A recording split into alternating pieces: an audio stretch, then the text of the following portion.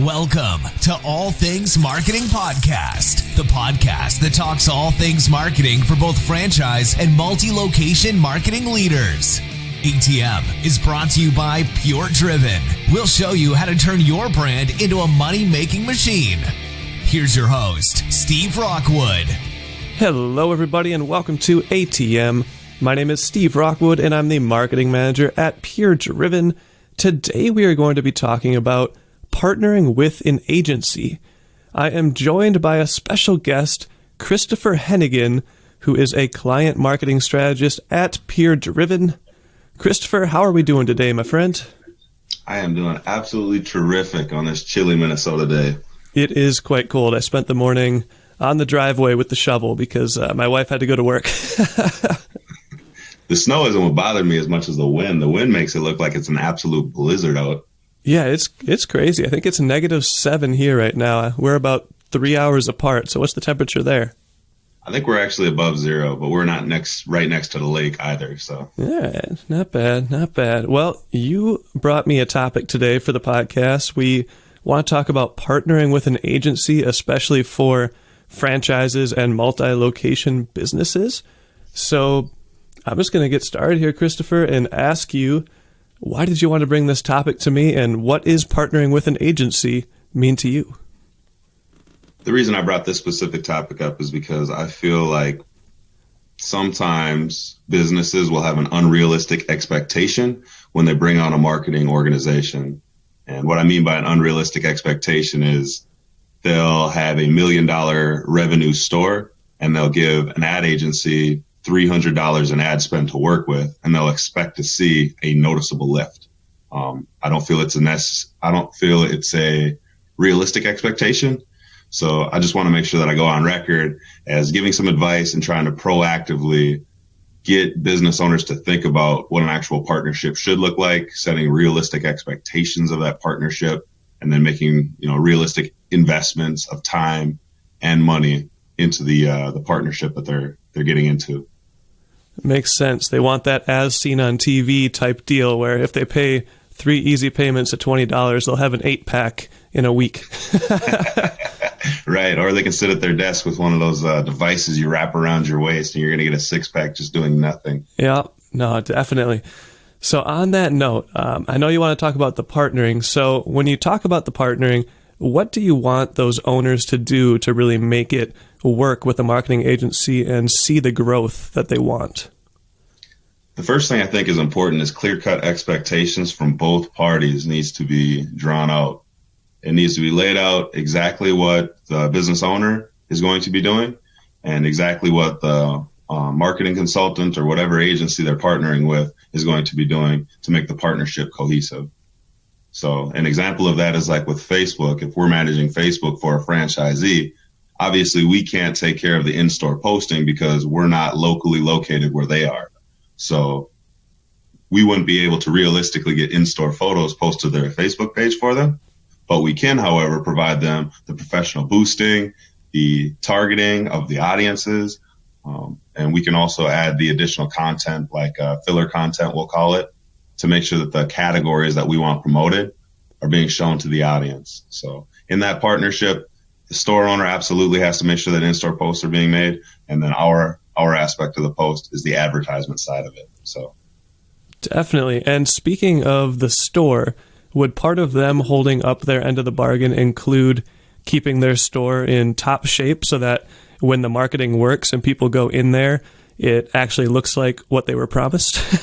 Oh, 100%. That's a fantastic point because realistically, marketing can work against you. If you're promoting a store and your foot traffic increases and that increase in foot traffic is met with terrible customer service, a disordered, smelly, dirty, nasty store, it's going to leave a bad impression on that customer. And it might be the only time you ever see that customer.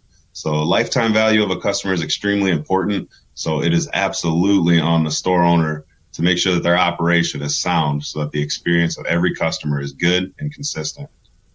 That makes a lot of sense. And on that note as well, when customers go to a store, they also usually end up on a website. So if a owner isn't paying someone else to run their website, how important is it that the owner keeps their website up to date, especially with those events and deals that they might be promoting with their marketing agency? Extremely important. Your website needs to be updated, if at minimum seasonally, so that you're giving the audience the best available content that you can. I like to look at the website as essentially the online store. So your brick and mortar store is your physical location. So maintaining that is extremely important. Your website is your online version of your brick and mortar location. When I come to the website, I should have a very good idea of exactly what your store does, what value your store provides to me versus your competitors. And I should also have the feeling that your website is important to you. Because if your website's not important to you, then why should it be important to me? That's a very good point. So if we move past partnering, I know you talked about investment in their marketing, but let's say that they're investing in their marketing the amount that they should be. How important is communication after they invest that money with their marketing agency, and what type of communication do they need to have with that marketing agency to provide all the info that they need for a successful campaign? Communication is as important as aiming a firearm. So if you're out in the woods and you're hunting for a deer and you just shoot a gun into the woods hoping to hit a deer, how likely are you to hit a deer? Probably not too likely. Exactly. So if you're not communicating with your marketing agency, they're really taking shots into the woods with no real direction or aim. So the idea that you're going to have a successful marketing campaign without telling your marketing agency what's going on in the store, what changes you're noticing. With our specific retailers, we do buy and sell messaging because they'll purchase inventory from their customers. So if we're not aware of whether your buys are super high and your sales are super low or vice versa, we're not going to know what type of messaging needs to be portrayed to your audience. So the idea that your store is going to be super successful with absolutely no communication between you and your partnering agency is just an unrealistic expectation. So it's very important. Yeah, that makes total sense. And then I guess the final thing is, when you're talking about investment, usually you're thinking having the owner invest more into their marketing. But a good agency will take the budget that they have and they will actually let the owner know that they might be investing too much into a certain platform or they should put their money into something else. Would you agree that it's on the agency and the owner to kind of work out the best strategy regardless of the investment? I absolutely agree with that. The reason I agree with it so strongly is because the agency is hired for the specific purpose of being the expert. If you're not going to be the expert in the field, why wouldn't the store just manage the products and the platforms themselves? Or why wouldn't they find a better, agency to work with to help manage the platform? So it's absolutely on that. A lot of store owners too, because they're not experts necessarily in the fields that they're hiring consultants to work in, they're going to be more susceptible to things like fad marketing trends. So when a new platform or a new product comes out and it's all the rage and it's unproven, you don't really know what to expect from it. So is it necessarily a good investment? I mean, if you're a $2 or $3 million store and you have extra marketing budget, sure, why not spend the money? But if you're a small $200,000 to $500,000 store and you're barely making operating costs, to go and venture off on any new trend is risking your business, your employees' jobs, your store's success. I mean, you're risking a lot more. So it's absolutely important for you to have a professional who you can count on their guidance and you can bounce ideas back and forth with, and you can have a good working relationship to make sure that you're doing the best for your business, for your staff, for your future.